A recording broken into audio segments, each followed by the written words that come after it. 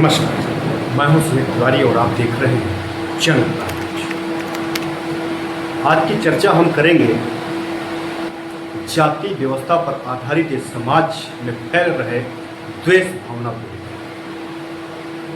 जहां एक तरफ सरकारी सिस्टम में जात पूछ करके नौकरी दी जाती है, जात पूछ करके लोगों को आरक्षण दिया जाता है, जात पूछ करके सवर्णों के साथ भेदभाव किया जाता है, तो आखिर ऐसा क्यों हो? लोग अक्सर ये आरोप लगाते हैं कि सवर्णों ने जो है दलितों पर जो है अत्याचार किया है। हमारे पुराने इतिहास में देखने को भी मिलता है। पहले जो समाज था वो अशिक्षित था, बहुत कम लोग पढ़े लिखे हुआ करते थे। और पहले की अगर हम बात करें, सवर्णों और दलितों के बीच की मध्यस्थता या एक डिफरेंस जो था वो था साफ सफाई को लेकर, स्वच्छता को लेकर। सवर्ण यानी ब्राह्मण, ठाकुर, बनिया, ये ऐसी जातियां थीं जो अपने परिवार में साफ सफाई, रहन सहन अपना साफ स्वच्छ, खान पीन साफ स्वच्छ, या यूँ कहें टोटली ये स्वच्छता के लिए, साफ सफाई के लिए जानी जाती है। मैंने अक्सर बचपन में सुना है, मेरे सामने भी ऐसा हुआ करता था, मैं इस बात का नकार नहीं रहा हूँ। मेरे यहाँ, मेरे सुध में तक ऐसा हुआ है कि अगर कोई ब्राह्मण के द्वार पर शेड्यूल कास्ट का यानी दलित समाज का कोई व्यक्ति जाता था तो चप्पल उतार देता था, चप्पल घर के बाहर ही उतार देता था, जूते घर के बाहर उतारता था और उसके बाद में घर में एंट्री करता था। यूँ कहे तो घर में एंट्री तक नहीं हुई। एक समय ऐसा भी था, जो मैं सच बता रहा हूँ, और यह सच है, क्योंकि मेरे चैनल का नाम है जनोपकार यानी सच का भरोसा। मैं सच दिखाता हूँ और सच के लिए जाना जाता हूँ। इसमें कुछ सवर्ण भाइयों को मेरी बातें खराब लग सकती, कोई बात नहीं है, लेकिन सच जो है हम सबने देखा है, उसे कहने में कोई गुरेज नहीं होना चाहिए। मैं अपनी सुध की बात बता रहा हूँ कि जब कोई व्यक्ति किसी ब्राह्मण के घर में या ठाकुर के घर में या कोई सवर्ण के घर में जाता था, जिसका अपना वर्चस्व हुआ करता था, जिसके पास खेती पाती यथा हुआ करती थी, संपत्ति यथा हुआ करती थी, अन्य कास्टेज के लोग उनके खेत दिलाही बटाई किया करते थे, उनके घर में अन्य भी बहुत काम किया करते थे। तो ऐसे लोग जब उनके घर में जाते थे, यूँ कहे तो उनके घर में जाने की उनकी हिम्मत तक नहीं हुआ करती। ये सच है, हिम्मत तक नहीं हुआ करती थी। जाते अगर थे तो एक लिमिट थी, वहाँ तक ही जा सकते थे, घर के आंगन तक ही जाते थे, उसमें भी चप्पल घर से बाहर निकाल कर जो है जाते थे। सवर्णों के घर में इन्हें अगर पानी भी पिलाना होता था तो इनके लिए स्पेशल बर्तन अलग से रखे जाते थे,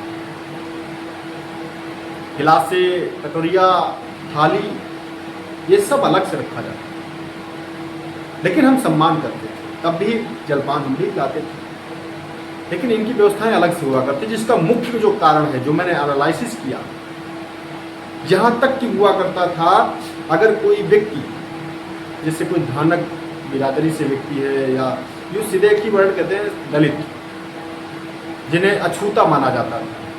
अछूता माने जाने का कारण भी हुआ करता था कि ये लोग जो है साफ सफाई नहीं रखा करते थे, महीनों तक नहाते नहीं थे, घर में झाड़ू वटोड़ू कुछ नहीं हुआ करता था।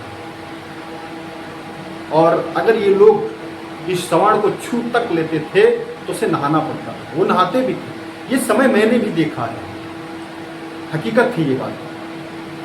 लेकिन मैं दोस्तों ये बात कहना चाहता हूँ, आज जो सवर्ण कल को पवित्रता के लिए जाने जाते थे, साफ सफाई के लिए जाने जाते थे, अपनी सुंदरता के लिए जाने जाते थे, अपने आचार विचार पराक्रम के लिए जाने जाते थे, आज उन लोगों ने अपने नियम धर्म का सत्यानाश कर दिया। आज ना तो, सबको नहीं कह रहा हूँ, आज बहुत ऐसे परिवार हैं जो सवर्ण हैं, और वो अगर आज पतित हुए हैं तो अपनी कर्मों की वजह से। आज ब्राह्मणों घर में ना तो पूजा पाठ होता है, ना अगरबत्ती जलती है, ना दिया जलाया जाता है, ना ईश्वर की आरती करी जाती है, सुबह शाम का बंधन तक नहीं किया जाता है। आज जो लोग पूजा पाठ करते थे, सात्विक भोजन करते थे, आज ना तो वो लोग पूजा पाठ करते हैं और भ्रष्ट भोजन कर रहे हैं, मांस मदिरा का सेवन कर रहे हैं। आज समय पलट चुका है, लेकिन इन सबके बीच में पवित्रता को लेकर के जो भेदभाव था, और आज वो पवित्रता, हर व्यक्ति जागरूक हो चुका है, हर व्यक्ति पढ़ा लिखा हो चुका है, और आज इस पढ़ाई लिखाई ने जो है इस अंतर को लगभग खत्म कर दिया है। हाँ, कुछ हद तक किसी भी क्षेत्र में, देहाती क्षेत्रों में शायद हो, पूरी तरीके से न समाप्त हुआ हो, लेकिन आज शिक्षा की वजह से लोग आज पाक सफाई पर विशेष ध्यान दे रहे हैं। भारतीय स्वच्छता मिशन सरकार के द्वारा चलाया जा रहा है, उसके बाद भी जगह जगह पे कचरा, जगह जगह पे गंदगी देखने को मिलती रहती है। हालांकि सरकार की जिम्मेदारी है कि सहयोग करें, लेकिन पहला अपना कर्तव्य है कि अपने घर आसपास साफ सफाई हम स्वयं रखें। इसी के साथ में अब बात करते हैं भेदभाव की। कल जो है हम भेदभाव करते थे जातीय आधार पर, छुआछूत के आधार पर, और आज भेदभाव हो रहा है आरक्षण के आधार पर। पहले हम अपनी जातियों तक में ही सीमित थे, अपने समाज में ही सीमित थे, लेकिन अब ये आरक्षण नाम का जो भेदभाव है, ये पूरे समाज को तोड़ने के लिए बहुत बड़ी वजह बनने वाला है। तो इसलिए आज कल क्या हुआ, कहते हैं छोड़ो कल की बातें, कल की बात पुरानी, नए दौर में लिखेंगे मिलकर नई कहानी।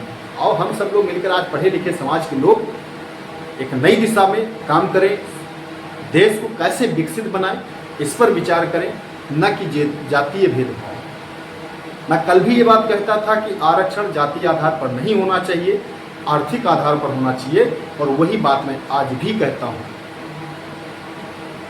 फिलहाल इस वीडियो में इतना ही।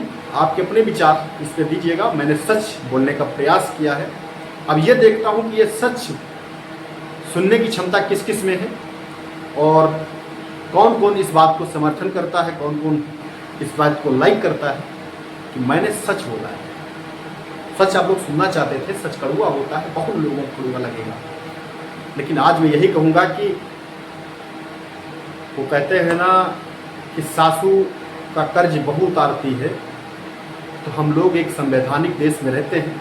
यहाँ पर जो है कल क्या हुआ, कल के आधार पर अगर हम लोग जीवन यापन करेंगे, दोस्त मित्र बंधु, तो ये द्वेष भावना फैलती चली जाएगी, आपस में नफरत की भावना पैदा होने लगेगी, और फिर समाज का तहस नहस हो जाएगा। हम लोग जातियों के बंधन, जाति तो हमारी आइडेंटिटी है, कर्म हमारा प्राथमिकता है, कर्म हमारा उद्देश्य होना चाहिए, कर्म हमारा प्राथमिकता होना चाहिए, और कर्म हमेशा समाज हित का होना चाहिए। कहते हैं बी पॉजिटिव, हमेशा पॉजिटिव सोचना, कभी निगेटिव मत लो।